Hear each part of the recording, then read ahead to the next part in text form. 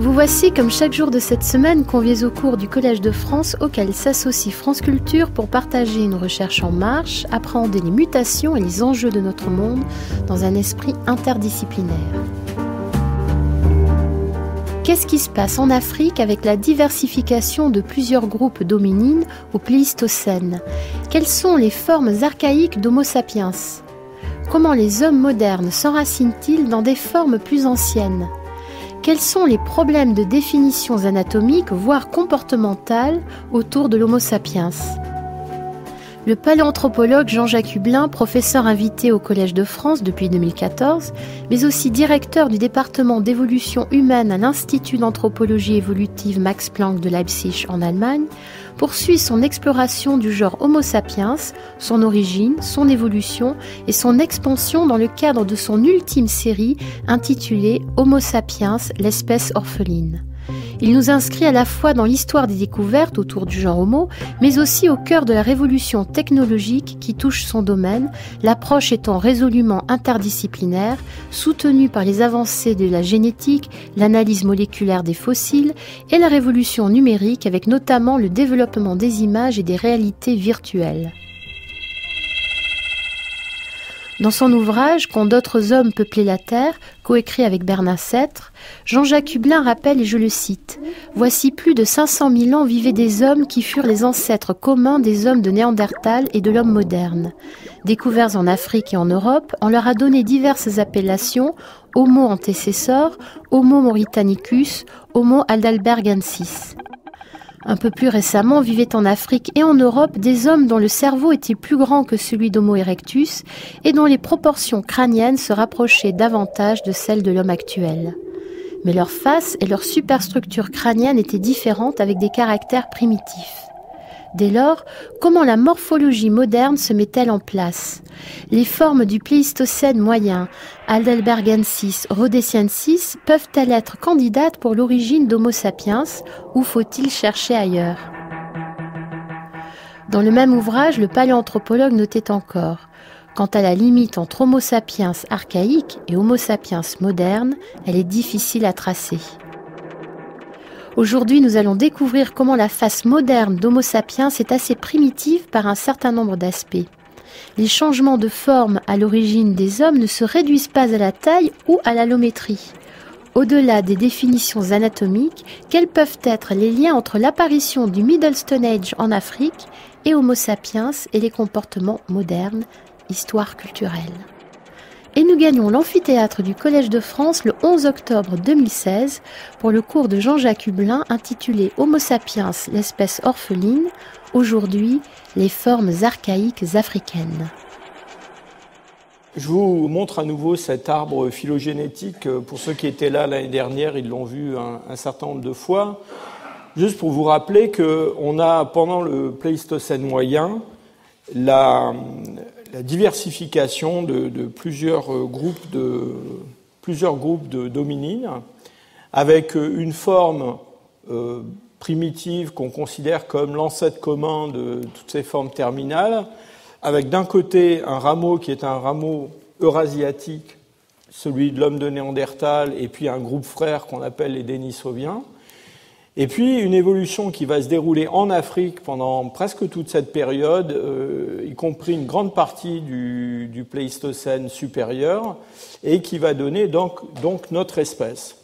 Cet ancêtre commun, lui-même, s'enracine dans des formes beaucoup plus anciennes, Homo erectus, dont vous vous souvenez que je vous ai expliqué que c'est une espèce qui a été la première en fait à se répandre hors d'Afrique.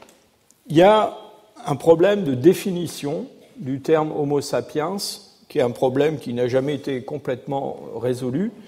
La dernière fois, je vous ai expliqué que Linné avait créé le terme Homo sapiens et d'ailleurs tout un tas d'autres termes pour désigner des formes humaines plus ou moins imaginaires souvent.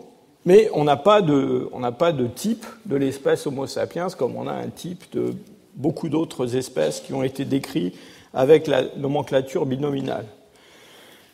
Nous le savons, il y a des possibilités d'hybridation entre Homo sapiens, l'homme moderne, et puis les Néandertaliens, par exemple. Et au cours des dernières années, on a prouvé qu'il y avait en fait, il y a eu des flux géniques entre à peu près toutes ces branches, dans un sens ou dans un autre, ce qui évidemment pose la question de savoir de quoi on parle quand on parle d'Homo sapiens. Et donc, quand je parle d'Homo sapiens, je parle d'une espèce phénétique, c'est pas une espèce biologique au sens de l'isolement génétique avec aucune possibilité d'interfécondité. Mais en même temps, cette espèce phénétique, elle a sa valeur. En fait, c'est une situation qu'on rencontre maintenant, on le sait, très couramment au sein des mammifères pléistocènes, avec toutes sortes de groupes de mammifères où on a eu dans le passé des hybridations entre ce que l'on appelle dans la nature actuelle des espèces. Et donc, cette possibilité d'hybridation a fait qu'un certain nombre de gens rejettent toujours d'ailleurs, cette notion que Homo sapiens doit être limité à ce phénotype particulier qui a donné naissance à l'homme actuel, et qu'en fait, on doit inclure dans Homo sapiens l'homme de Néandertal, les Denisoviens. Si on inclut l'homme de Néandertal dans Homo sapiens, ça implique aussi qu'on inclut l'ancêtre commun des Néandertaliens et des hommes modernes. Et comme on sait maintenant qu'il y a aussi il a existé des échanges de matériel génétique entre des formes encore plus anciennes, Homo erectus, et puis par exemple les Denisoviens, bien de proche en proche, en fait, on peut tout rentrer dans Homo sapiens. D'ailleurs, il y a des gens qui le font, il y a des gens qui disent tout ce qui a existé au cours des 2 derniers millions d'années, ce sont des Homo sapiens. C'est un petit peu jeter le bébé avec l'eau du bain, parce que finalement, à la fin, c'est plus la peine de faire de la phylogénie, on ne sait plus du tout de quoi on parle quand on parle d'Homo sapiens. Donc moi, je l'utiliserai dans un terme assez restreint. Ensuite, il y a un problème de définition anatomique, même comportementale, de l'Homo sapiens. Et je vous le dis tout de suite, il y a un problème de terme entre la notion d'Homo sapiens et la notion d'homme moderne. On va revenir un petit peu là-dessus dans un instant. En tout cas, un homme moderne ou une femme moderne, quand on en croise une aujourd'hui, on sait ce que c'est. Et elle a un certain nombre de caractères anatomiques qui sont propres à l'homme moderne et qu'on ne trouve pas chez d'autres formes fossiles, en particulier dans son anatomie. Elle a une face qui a une morphologie tout à fait particulière. Elle a une réduction de la face, elle a une réduction de la denture, en particulier de la denture antérieure. Elle a un menton saillant, en l'occurrence pas trop. Et donc, ça sont des caractères qu'on ne trouve pas chez un homme de Néandertal ou chez des formes plus anciennes. Puis ensuite, il y a d'autres aspects à la fois biologiques et comportementaux qui sont liés en particulier à la reproduction. On va en dire un petit mot tout à l'heure. Donc cette histoire de face, c'est quelque chose de tout à fait remarquable. Et quand on compare un crâne d'homme dit moderne, ici il s'agit du crâne de l'homme de Cro-Magnon I, qui date du Paléolithique supérieur et qui a été découvert dans le sud-ouest de la France, avec un néandertalien qui est à peine plus ancien, eh bien, la différence est extrêmement frappante. On a 2 formes qui sont toutes les 2 des formes à grand cerveau, on va revenir là-dessus, mais bien qu'il y ait des différences dans la forme de la boîte crânienne et du cerveau qui est à l'intérieur, c'est surtout la morphologie faciale qui est très très différente, avec chez l'homme actuel une rétraction de la face sous le neurocrâne qui entraîne un grand nombre de modifications qu'on peut traiter comme des caractères séparés ou comme simplement un effet de cette rétraction. Très certainement, le développement du menton osseux à la mandibule, c'est lié à cette rétraction de la face, à cette réduction de la denture, avec un bord basal de la mandibule qui est resté un petit peu, si je peux dire, en arrière de ce retrait.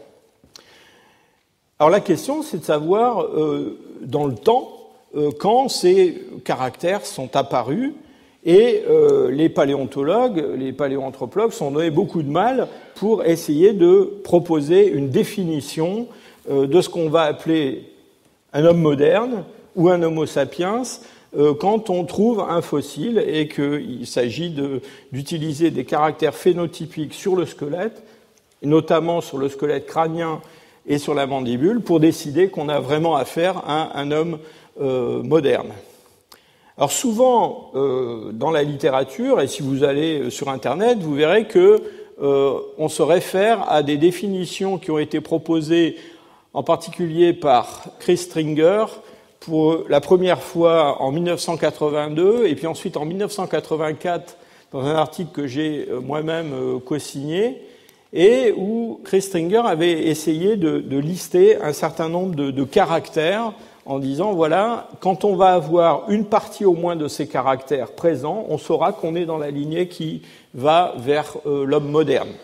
Alors ces caractères, ils concernent d'abord la boîte crânienne.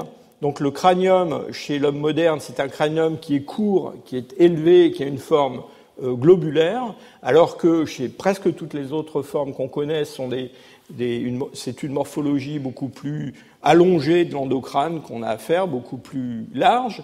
Quand on regarde les os un par un, on a une voûte pariétale qui est assez longue et qui est assez élevée, avec on peut donner des limites en termes métriques à cette forme. On a un frontal qui est élevé, qui est très convexe, et en avant de ce frontal, on a des reliefs suborbitaires qui, souvent, chez les formes fossiles, constituent un torus assez proéminent. Chez les hommes modernes, il peut y avoir des reliefs suborbitaires importants, mais ces reliefs sont discontinus et ils sont divisés en plusieurs éléments.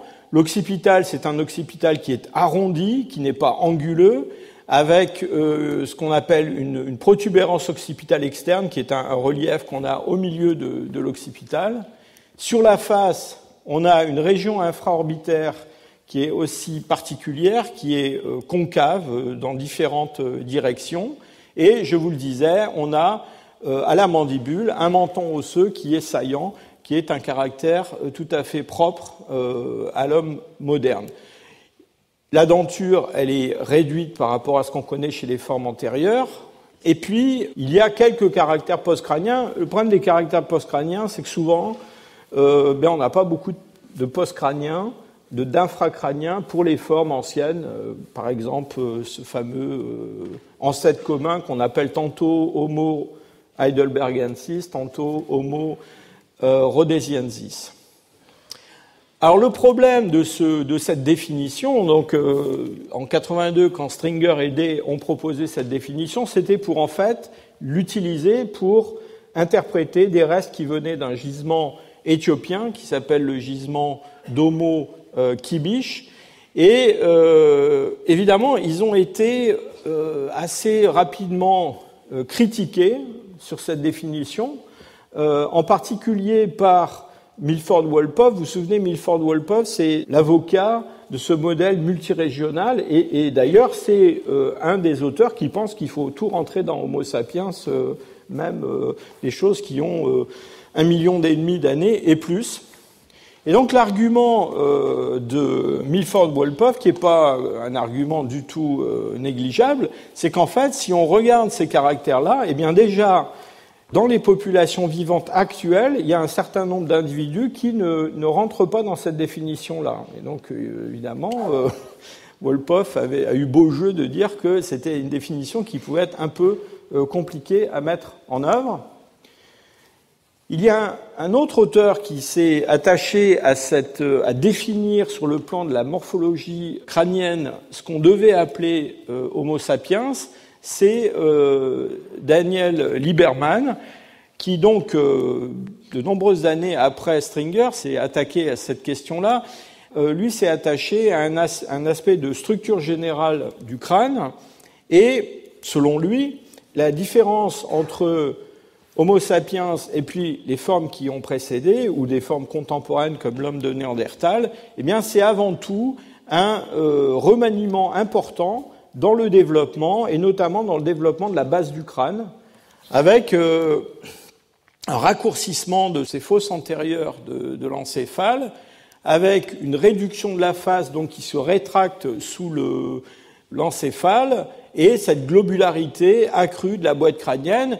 Et ces conclusions, il les tirait d'une analyse morphométrique. On va parler dans un instant de ce que c'est que la morphométrie, en particulier la morphométrie 3D. Mais dans le fond, pour Lieberman, tout se ramenait à une flexion de la base du crâne qui modifiait la taille des fosses endocrâniennes et donc entraînait toute cette cascade de caractères, avec la possibilité même que ce changement ait pu se passer de façon assez rapide, assez brutale dans le passé. Vous voyez, depuis 10 minutes, là, je jongle avec deux termes, qui sont le terme d'Homo sapiens. Tantôt je dis Homo sapiens, tantôt je dis homme moderne. Alors je vais essayer de préciser un petit peu ça. Alors Lieberman, lui, a résolu la question. Il pense qu'il faut tout appeler Homo sapiens et arrêter de parler d'homme moderne. Quand on parle d'homme moderne, on parle de quoi ? Eh bien, on parle d'hommes qui sont proches anatomiquement des hommes actuels. Donc juste pour vous clarifier un petit peu cette nomenclature, on a donc des formes anciennes en Afrique qui sont anatomiquement très différentes des hommes actuels, qui n'ont pas du tout cette rétraction de la face que je viens de décrire, sur lequel Lieberman a beaucoup insisté, et qui ont des morphologies faciales qui sont assez primitives, avec en particulier un prognatisme et un prognatisme mésofacial qui est très important, et puis des morphologies de l'endocrâne qui sont aussi pas très globuleuses, même si ces formes ont des cerveaux qui sont beaucoup plus grands que ce qu'on trouve chez la plupart des Homo erectus. Donc ça, c'est l'ancêtre commun des Homo sapiens et puis des Néandertaliens. Et puis ensuite, on a quelque chose qu'on appelle Homo sapiens, dans lequel on va trouver au moins une partie des caractères de la liste de Stringer. C'est-à-dire qu'on va trouver des formes qui, notamment en ce qui concerne la face, mais aussi la boîte crânienne, rentrent plus ou moins dans cette définition, en sachant que aucune de ces pièces ne remplit réellement tous les critères. Et puis, on a au sein de toutes ces formes des formes qu'on va appeler anatomiquement modernes. Pourquoi ? Parce que là, on a pratiquement pour l'ensemble des caractères quelque chose qui rentre dans la variabilité des hommes actuels. Et vous voyez qu'on a un continuum entre ces Homo sapiens archaïques dont on va parler aujourd'hui et puis ces hommes anatomiquement modernes. Et une des questions, c'est de savoir si en fait on a une sorte d'évolution graduelle entre ces deux formes ou si on a un changement assez rapide. Et si on n'a pas de changement rapide, d'espèce de discontinuité morphologique, ça va être très difficile de continuer à utiliser ce terme d'homme anatomiquement moderne. Mais je vous préviens, tout le monde l'utilise, continue à l'utiliser, même si ça n'a pas toujours une très grande rationalité du point de vue de la phylogénie et même de l'anatomie. Alors, intéressons-nous maintenant à cette question de la face et de son évolution. Et quand je vous ai montré ces photos de Néandertal et de Cro-Magnon, vous avez vu qu'il y avait une différence de forme, mais il y a aussi une différence de taille. Les hommes de Néandertal et ces formes du Pléistocène moyen sont des formes qui ont des faces de très grande taille. Il se trouve que en anatomie, et surtout quand on s'intéresse au développement et quand on s'intéresse à l'évolution, eh bien, on sait qu'il y a une relation entre la taille et la forme. Et donc, c'est très difficile de séparer les deux aspects et de parler de la forme sans s'occuper de la taille en même temps. Et ce phénomène qui relie la taille et la forme, c'est quelque chose que les spécialistes appellent l'allométrie. Alors, qu'est-ce que c'est que l'allométrie ? Eh bien, c'est assez simple à comprendre. Si vous prenez un bébé et que vous prenez un homme adulte, eh bien, un homme adulte, c'est pas un bébé agrandi. C'est pas une espèce d'agrandissement isométrique d'un bébé. Il y a des tas d'aspects de la forme qui changent, la longueur des membres, la forme de la tête, enfin, etc. Vous connaissez ça aussi bien que moi. Et donc, on sait que pendant la croissance, il y a quelque chose qu'on appelle l'allométrie ontogénétique, c'est-à-dire que quand on va passer d'un nouveau-né à un adulte, eh bien, il y a des tas d'aspects de la morphologie crânienne, faciale qui changent. Mais cette allométrie ontogénétique, en fait, ça n'est pas la seule. Il y a aussi ce qu'on appelle une allométrie statique. Et l'allométrie statique, eh bien, décrit le fait que quand on prend des individus adultes, cette fois-ci, qui ont terminé leur développement, eh bien, suivant leur taille, leur masse corporelle, leur stature, eh bien, ils ne vont pas avoir la même forme. Et il y a, disons, les individus très grands vont avoir tendance à avoir certains caractères qui manqueront chez les individus d'un format corporel plus petit. C'est aussi ce qu'on trouve, d'ailleurs, entre hommes et femmes. Il y a aussi des différences de taille qu'il faut prendre en compte. Et puis enfin, il y a une allométrie, alors celle-là qui est plus compliquée encore à analyser, qui est l'allométrie évolutionnaire, c'est-à-dire une évolution où on a un changement de taille à travers le temps.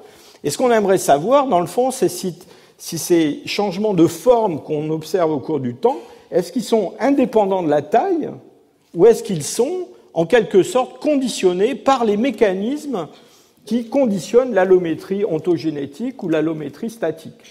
Et donc tout ça, il faut arriver à le débrouiller. Alors, autrefois, quand j'étais étudiant, la paléanthropologie, il y avait deux écoles. Il y avait l'école de ceux qui étudiaient dans le détail les caractères anatomiques, qui les décrivaient très très soigneusement. C'est une école qui a été particulièrement, j'allais dire, brillante en France. Et puis il y avait des gens qui disaient tout ça, c'est pas vraiment sérieux, il faut prendre des mesures et mesurer des angles, des cordes, faire des statistiques plus ou moins sophistiquées pour essayer de décrire l'évolution des formes anciennes.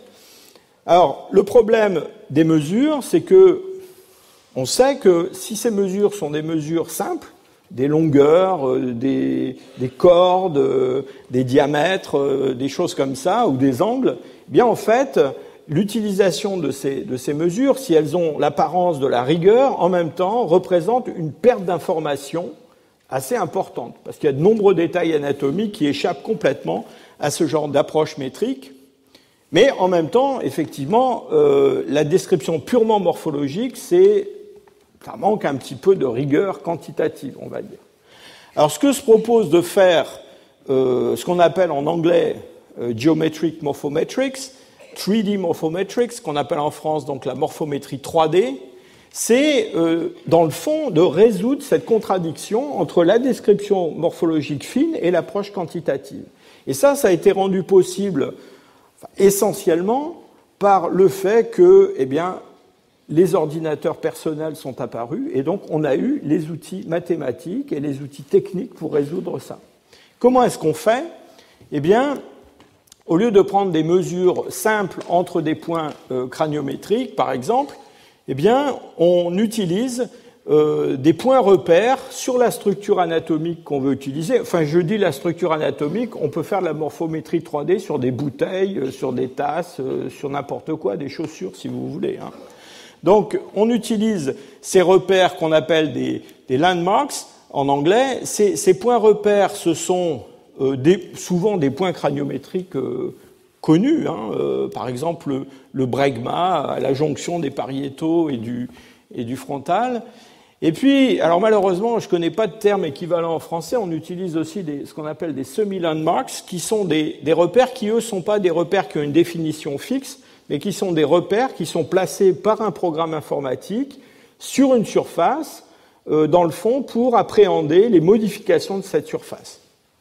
Alors, toutes ces données, tous ces points ont des coordonnées dans l'espace, donc on peut utiliser ces coordonnées dans l'espace pour étudier les changements de forme de cet objet. Ces changements de forme, j'ai mis une petite définition de la forme, ce sont des propriétés d'un objet qui sont indépendantes de sa taille, de son orientation et de sa position.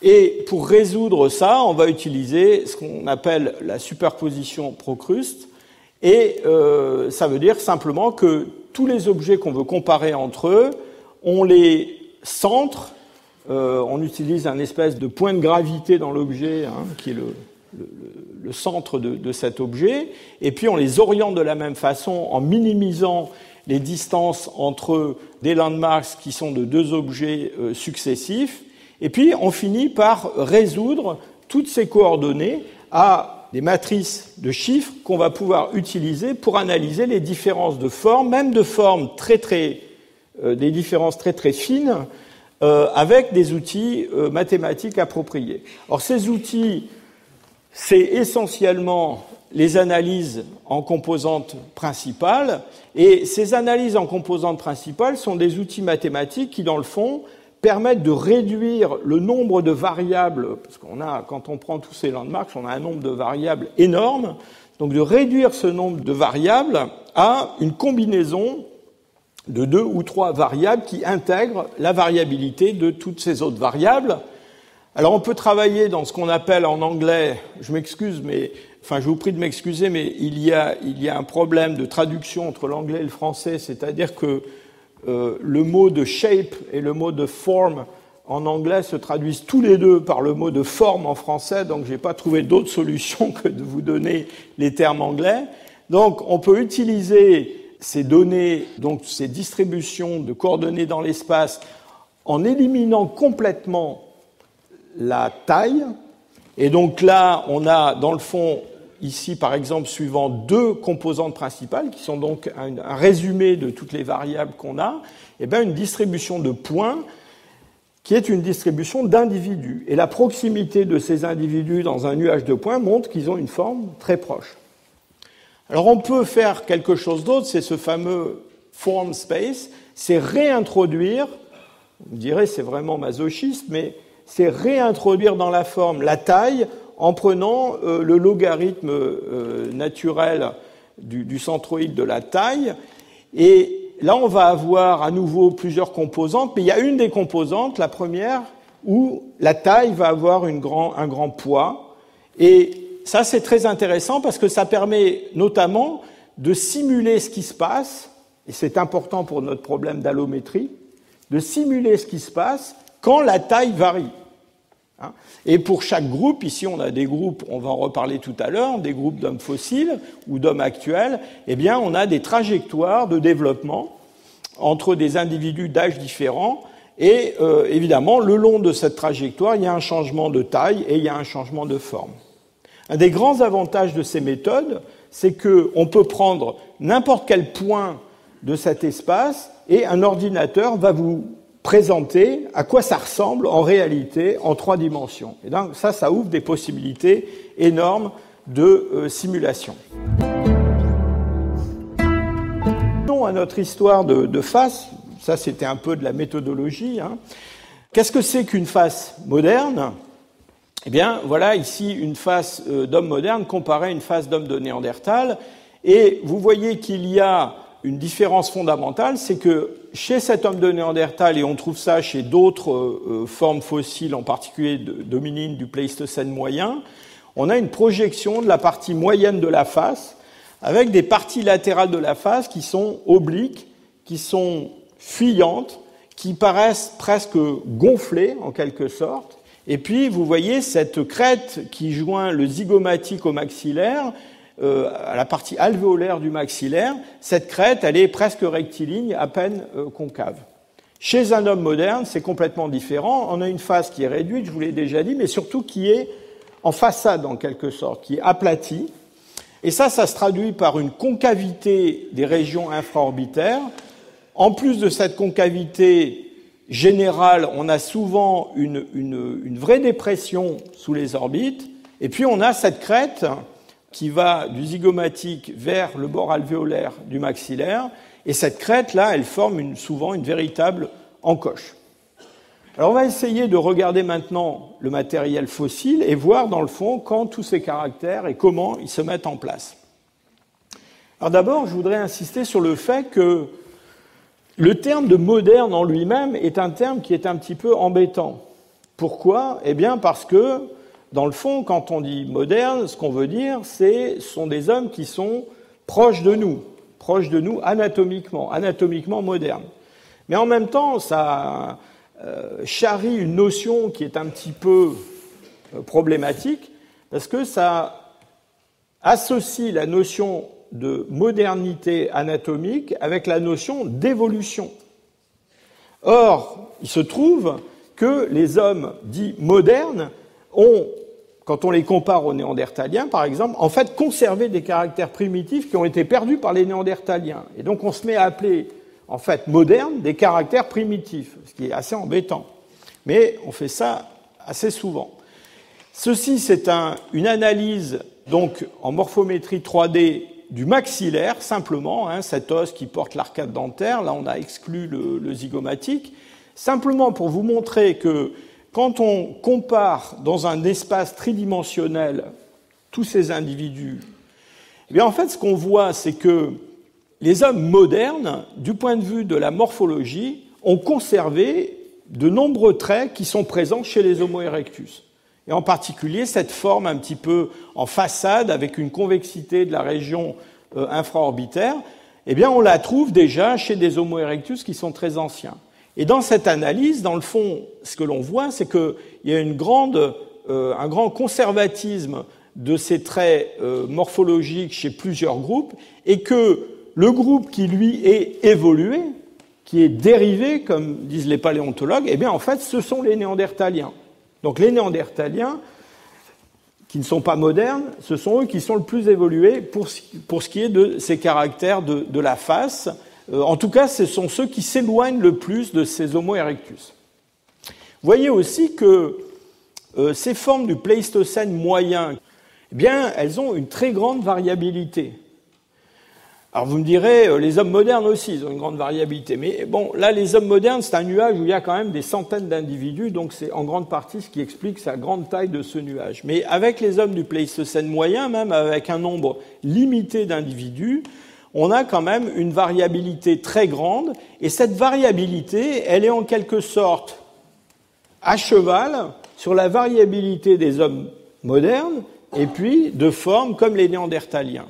Et vous voyez déjà poindre cette notion qu'en fait, les Néandertaliens et les hommes modernes ont chacun, en quelque sorte indépendamment, hérité d'une partie de la variabilité qui existait chez l'ancêtre commun. Alors de fait, quand on regarde les fossiles, aussi bien en Europe qu'en Afrique, et qu'on regarde leur face pour le Pléistocène moyen, c'est-à-dire, je vous rappelle, cette période qui date en gros entre 800 000 et 125 000, eh bien, de fait, on a une très grande variabilité de formes. Alors, en Europe, on a des formes qui ont tendance à s'acheminer vers la morphologie néandertalienne qu'on a déjà beaucoup discuté, cette projection de la partie centrale de la face. Mais surtout quand on regarde des individus de petite taille, eh bien, de temps en temps, on a des individus où ce caractère est peu marqué. Et c'est le cas, par exemple, sur ce crâne, qui est le crâne de Steinheim en Allemagne, qui date plutôt de la deuxième moitié du Pléistocène moyen, et où on a décrit depuis très longtemps une forme assez concave de la région infraorbitaire. Alors on se bagarre entre paléoanthropologues pour savoir si cette forme elle est liée à la déformation du crâne. Certainement, mais pas uniquement. Il est quand même beaucoup moins néandertalien, si je peux dire, que des formes même plus anciennes, comme ce crâne de Cima de los Huesos, qui date de 430 000 ans. Et en Afrique, c'est un petit peu pareil. On a des grands crânes, des formes très robustes, comme l'homme de Bodo en Éthiopie, qui a peut-être 600 000 ans, celui de Kabwe en Zambie. Alors là, je vous ai mis un âge de 600 000 à 400 000. Il y a des gens qui pensent qu'il pourrait être beaucoup plus récent que ça, même.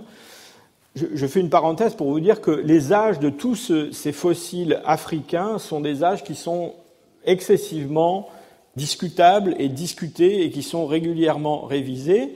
Mais on a aussi des formes comme ce petit crâne qui vient de Tanzanie, qui est le crâne de Ndutu, où on a une morphologie faciale différente. Bien que ce soit un petit crâne avec des caractères assez primitifs par ailleurs, il a une morphologie, il est très abîmé, mais qui, d'une certaine façon, rappelle un petit peu à la fois la morphologie moderne et la morphologie des Homo erectus, si je peux dire. Et donc, je vous montre ces fossiles simplement pour illustrer cette grande variabilité dans le Pléistocène moyen de la morphologie faciale et cette idée que, en fait, on va retrouver dans le Pléistocène supérieur, après, eh bien, dans des groupes différents, un morceau de cette variabilité affirmé de façon beaucoup plus forte. Et on discutera un petit peu du mécanisme de cette réduction, en fait, de la variabilité qui se produit dans différents groupes indépendamment. Alors, on a beaucoup parlé de taille, on a parlé d'allométrie. Il y a des gens qui ont proposé l'idée qu'en fait, les changements de forme auxquels on assistait dans tous ces groupes étaient essentiellement le résultat de changements de taille. Et dans le fond, on a développé tout cet appareil méthodologique aussi pour pouvoir analyser ce genre de problème. Alors, il y a notamment 2 collègues américains, Maddox et Franciscus, qui en 2009, en analysant un grand nombre de crânes actuels et fossiles, ont montré que, en gros, plus une face était grande et plus elle avait tendance à avoir une région infraorbitaire aplatie, enfin peu creusée. Et ils ont proposé l'idée qu'en fait, on n'avait pas une forme néandertalienne et une forme moderne, mais en fait un continuum de formes, et que c'était la taille qui, dans le fond, commandait ces changements de forme. En gros, plus on avait des grands crânes, et plus on avait des formes avec des régions infraorbitaires aplaties, ou voire même un petit peu convexes. Et puis quand on allait vers des formes plus petites, eh bien au contraire, on avait des formes plus modernes avec cette convexité. Et c'est un petit peu l'idée qui se dégageait déjà de l'observation superficielle de ces fossiles. Alors en fait, la beauté de la morphométrie 3D, c'est qu'on peut tester ce genre de problème. Alors on peut prendre un crâne moderne, moyen, et puis essayer de voir ce qui se passe si on l'amène à une taille qui n'existe pas chez les hommes modernes actuels, mais qui est la taille de ce qu'on observerait chez un fossile du Pléistocène moyen, comme Bodo ou Caboué. Et donc on est tout à fait capable de faire ce genre de simulation. Alors on peut partir donc de cette forme moyenne et on peut ensuite l'agrandir à la taille de cet homme fossile de Caboué en Zambie ou cet homme de Bodo. Quand on fait ça, eh bien, on peut ensuite comparer l'homme de Caboué ou l'homme de Bodo avec cet homme moderne agrandi, si je peux dire.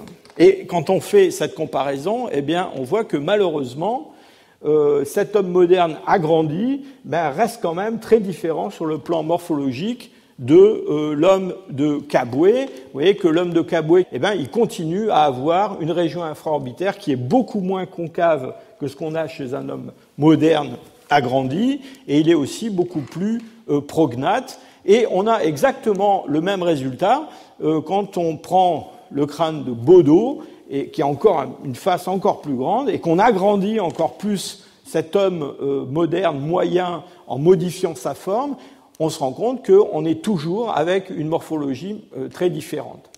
Donc le résultat de tout ça, c'est quoi ? C'est que au sein des formes du Pléistocène moyen et des Néandertaliens, on peut certainement expliquer une grande partie des variations de forme par de l'allométrie, mais par contre, il n'y a pas moyen de passer par une simple réduction de taille de la forme d'un de ces Homo heidelbergensis ou Homo rhodesiensis à la forme observée chez un homme moderne.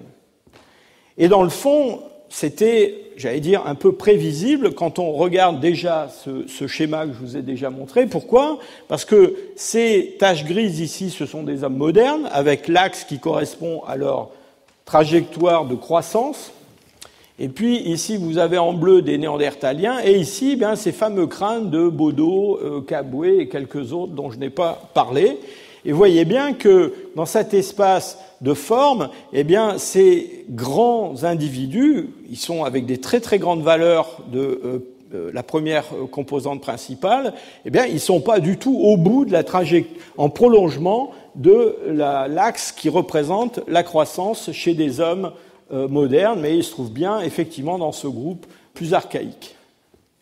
Alors je voudrais maintenant faire une petite parenthèse à propos d'un fossile dont on a énormément parlé, qui est un crâne d'enfant qui a été trouvé à Grandolina dans le complexe de sites d'Atapuerca en Espagne. C'est une face d'enfant, un enfant de à peu près 10-11 ans, suivant des critères, j'allais dire des standards modernes de développement de la denture, et il a 800 000 ans. Et quand il a été découvert, vous voyez qu'il a une convexité infraorbitaire assez forte. Eh bien, les auteurs qui l'ont décrit comme appartenant à une nouvelle espèce d'homme fossile qu'ils ont appelée Homo antecessor, et ils ont proclamé que cette phase d'enfant était une phase pleinement moderne, et que donc dès 800 000 ans, on avait déjà en Europe des phases d'hommes modernes. Alors c'était un petit peu compliqué quand même, parce que je vous rappelle que les hommes modernes sont apparus en Afrique. Donc d'avoir en Espagne une forme proche de l'homme moderne à 800 000 ans, ça a entraîné au minimum quelques complications géographiques et de mouvements de population.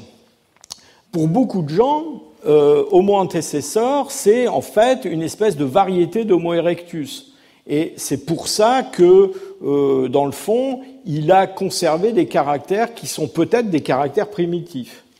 Et la séparation entre la lignée qui va à l'homme moderne et puis au néandertalien, c'est une séparation qui se produit plus tard. Alors, dans ce schéma proposé par Buck et Stringer, je pense qu'ils ont été un peu conservateurs.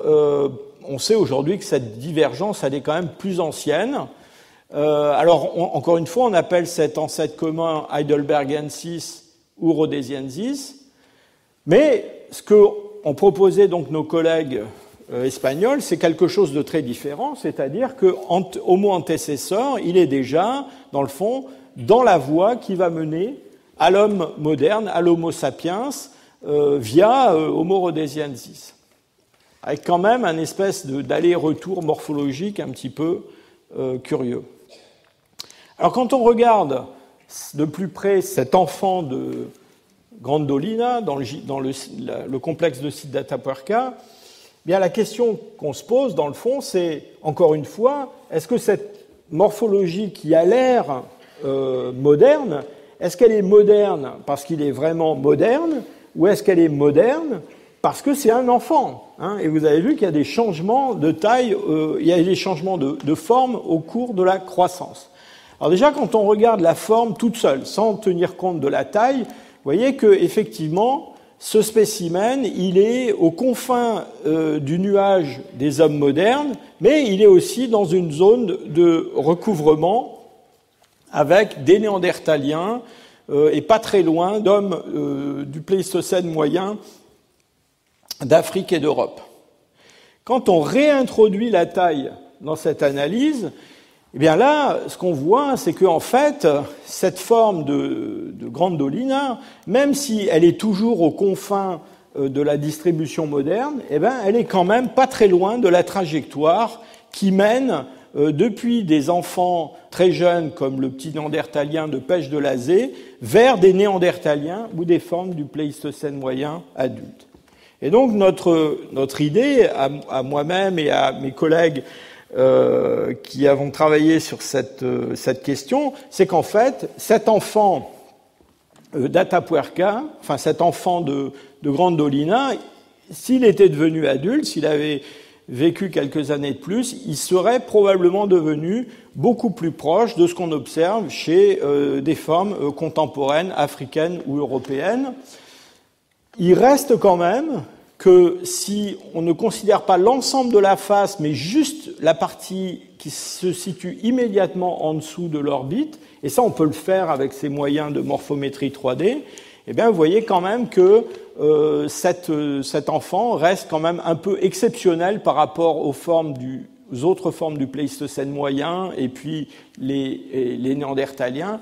Il est quand même périphérique par rapport à ces formes et dans la zone de variabilité des hommes modernes. Donc en gros, on pense que c'est une forme du Pléistocène moyen un peu comme les autres, mais à une extrémité de la variabilité en ce qui concerne la concavité infraorbitaire. Juste pour le fun, je vous montre qu'on peut, là encore, faire de la simulation, et donc on peut prendre cet enfant de Grandolina, et on peut le faire grandir comme s'il était devenu adulte. Hein. Et on peut le faire grandir suivant plusieurs trajectoires. On peut prendre la trajectoire néandertalienne ou la trajectoire moderne. Alors ici, on a pris la trajectoire de l'homme moderne, et on peut comparer un enfant de Grandolina qui serait devenu adulte avec la forme moyenne observée chez les adultes d'Homo sapiens. Et ce qu'on voit, eh bien, j'allais dire, c'est ce à quoi on s'attendait quand même un petit peu, c'est que l'individu de Grandolina, qui est en couleur ocre, vous voyez qu'il a quand même un prognatisme qui est beaucoup plus marqué que celui qu'on a chez un homme moderne, moyen, chez une face d'Homo sapiens moyenne.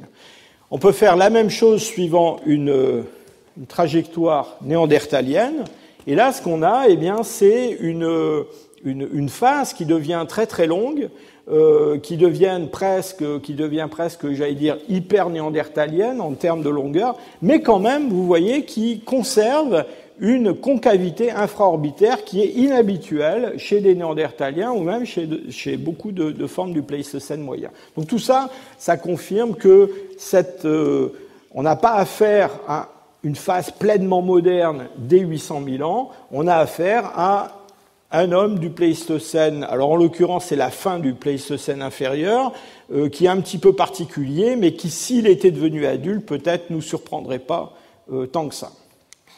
Alors en fait, il faut attendre beaucoup plus longtemps que ça pour trouver les premières faces qui, morphologiquement, sont des faces qui ressemblent à des faces d'hommes actuels. C'est, disons, autour de 300 000 ans qu'on commence à trouver en Afrique des morphologies faciales qui sont des morphologies faciales eh bien, qu'on pourrait pratiquement rencontrer dans la rue aujourd'hui.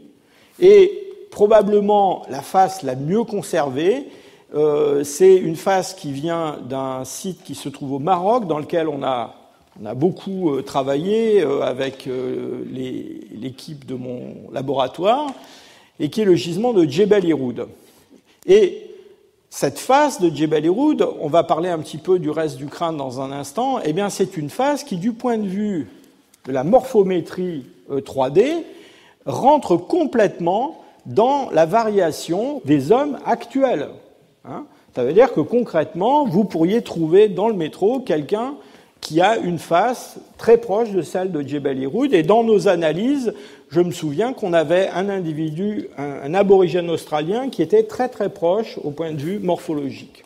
Et ces formes, homme actuel, homme de Djebel Irhoud, quelques autres que je vous ai montrés avant, eh bien, sont très différentes de ce qu'on observe chez les Néandertaliens, et puis aussi chez ces formes avec des faces de grande taille du Pléistocène moyen.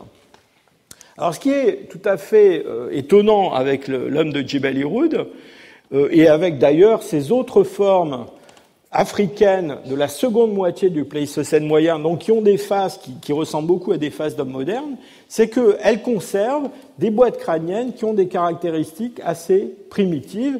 Et vous voyez ici Irhoud 1, et ça c'est un autre fossile de Djebel Irhoud, Irhoud 2. Alors, ils ont bien l'air d'être sur une trajectoire qui mène vers les hommes modernes, mais ils sont encore très loin de la morphologie qu'on observe chez les hommes actuels. Ils sont quelque part entre les Homo erectus et puis ces néandertaliens et ces formes à grande face du Pléistocène moyen africain. Ce qui est intéressant à propos de ces formes africaines rhodesiensis, c'est que vous voyez qu'elles ne sont pas dans une position intermédiaire entre les Homo erectus et les hommes modernes, ce qui suggère qu'il y a une espèce de bifurcation, en tout cas en ce qui concerne l'évolution de la boîte crânienne, au cours de cette évolution en Afrique, entre des formes qui vont aller vers l'homme moderne et puis autre chose. Et peut-être cette autre chose n'est peut-être pas ancestrale, justement, de l'homme moderne. Alors, c'est tout à fait remarquable, cette espèce de retard de la boîte crânienne par rapport à la face. Dans le fond, ce que je suis en train de vous dire, c'est qu'on a une face d'homme moderne qui apparaît il y a 300 000 ans, mais la boîte crânienne, elle, va mettre encore pas mal de temps à devenir ce qu'elle doit être chez un homme actuel. Et pour ceux qui ont assisté au cours l'année dernière, je vous rappelle que c'est exactement ce que l'on observe dans la lignée néandertalienne. C'est-à-dire qu'on a, à 430 000 ans, à Cima de los Huesos, des individus qui ont une face néandertalienne, mais dont la boîte crânienne est encore très différente de ce qu'elle est chez les néandertaliens terminaux. Et ça, eh bien, ça, dans le fond, c'est tout à fait en accord avec d'autres observations que l'on peut faire. Eh bien, la première, c'est qu'on sait que l'augmentation de la taille du cerveau en relation avec la masse corporelle, et c'est ce qu'on mesure avec ce coefficient d'encéphalisation. Je vous rappelle que le coefficient d'encéphalisation, c'est le rapport entre la taille observée du cerveau dans une espèce et puis ce qu'on observerait chez un mammifère moyen de la même masse corporelle. Chez les hommes, ce coefficient, il est de 5,5 en moyenne. Et vous voyez que, en fait, cette augmentation très forte du cerveau, indépendamment de la masse corporelle, c'est une affaire qui concerne essentiellement les derniers 500 000 ans, c'est-à-dire que c'est quelque chose qui s'est produit indépendamment dans la lignée néandertalienne et dans la lignée qui mène à l'homme moderne. Donc, c'est une affaire qui court après que la morphologie faciale se soit fixée dans les deux groupes, et c'est aussi quelque chose qui va se développer avec des modalités différentes en Afrique et en Europe. Dernier point que je veux souligner en relation avec ce développement encéphalique, dans le fond, différent dans la lignée africaine et dans la lignée européenne qui mène aux néandertaliens, eh bien, c'est qu'on sait, et ça c'est la paléogénétique qui nous l'apprend, on sait qu'on a une série de gènes qui ont muté depuis la séparation de la lignée néandertalienne et de la lignée qui mène à l'homme moderne, que ces gènes, ils sont présents chez tous les hommes modernes actuels, ou disons presque tous les hommes modernes, ce qui prouve que, quelles que soient les modalités d'apparition de ces mutations, elles doivent avoir une grande importance du point de vue de la sélection naturelle. Elles ont été sélectionnées positivement de façon très forte, puisqu'elles sont répandues chez tout le monde, et au sein de ces mutations, on en a un certain nombre qui sont liés soit au développement cérébral, soit au fonctionnement cérébral. Et donc là encore, c'est le message, c'est que il se passe des choses différentes dans la lignée néandertalienne et dans la lignée qui va mener aux hommes modernes. Alors, dernier point en lien avec la biologie de ces Homo sapiens archaïques d'Afrique. Quand je vous ai montré ma jeune femme à l'Oktoberfest, là, tout à l'heure, je vous ai dit que son mode de reproduction était aussi un petit peu particulier. Et quand je pensais à son mode de reproduction, je pense surtout à la façon de faire grandir les enfants, de les élever, de les allaiter, de les sevrer, etc. Eh bien, il se trouve qu'on a pu analyser sur un des fossiles de Djebel Irhoud la vitesse de croissance d'un enfant, qui est un petit enfant qui est mort quand il avait probablement quelque chose comme 8 ans. Et en analysant les microstructures dentaires de cette mandibule, eh bien, on a pu prouver que ces Homo sapiens archaïques, ils ont déjà une vitesse de croissance, une vitesse de développement dentaire, en tout cas, qui est identique à celle qu'on trouve chez des hommes d'aujourd'hui. Et ça, c'est aussi une différence avec ce qui est observé chez les néandertaliens. Donc, vous voyez, cette période de la deuxième moitié du Pléistocène moyen, eh bien, c'est une période dans laquelle on va voir s'installer en Afrique et en Europe des différences anatomiques fortes et des différences peut-être dans d'autres aspects de la biologie, en particulier de la croissance. Alors, pour conclure, je voudrais simplement vous rappeler donc, et ça sera mon message pour aujourd'hui, que la face moderne, eh bien, en fait, elle est quand même assez primitive par un certain nombre d'aspects, mais elle est très réduite en taille.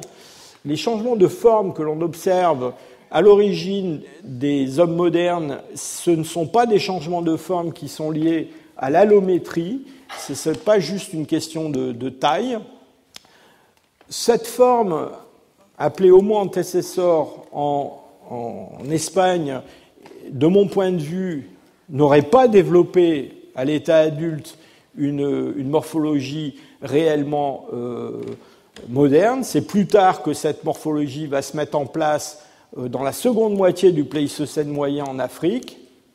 Et puis, et ça c'est un problème, je pense, qui va revenir souvent dans les années qui viennent sur le tapis, eh bien, ces formes du Pléistocène moyen d'Afrique à grande face, qu'on appelle Homo rhodesiensis ou Homo heidelbergensis, dans le fond, pour un certain nombre d'entre elles, surtout les plus récentes, eh bien, ne représentent pas vraiment des candidats idéaux pour l'origine de l'Homo sapiens. Et enfin, dernier point, l'apparition des formes les plus anciennes d'Homo sapiens sont très probablement contemporaines, en tout cas semblent coïncider dans le temps, c'est peut-être significatif, avec l'apparition du Middle Stone Age africain, dans lequel on va voir plus tard, on va voir se développer des comportements modernes.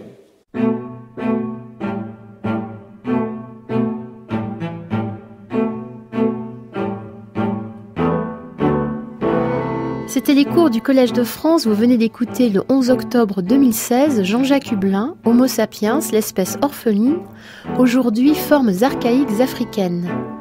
Sur les sites de France Culture et du Collège de France, vous retrouverez tous les liens, la vidéo et les informations autour de cette diffusion, ainsi que l'ensemble des cours de Jean-Jacques Hublin. Sa leçon inaugurale est publiée chez Fayard en 2017 sous le titre « Paléanthropologie du genre Homo ». Et avec Bernard Sêtre, il a publié « Quand d'autres hommes peuplaient la Terre, nouveau regard sur nos origines » chez Flammarion en 2008. Réalisation Anne Sécheret, présentation Meryl Moneghetti. Demain, nous poursuivrons en compagnie de Jean-Jacques Hublin son exploration de l'espèce Homo sapiens avec les premiers hommes modernes. Et dans quelques instants, nous retrouvons les petits matins. Belle journée à l'écoute de France Culture.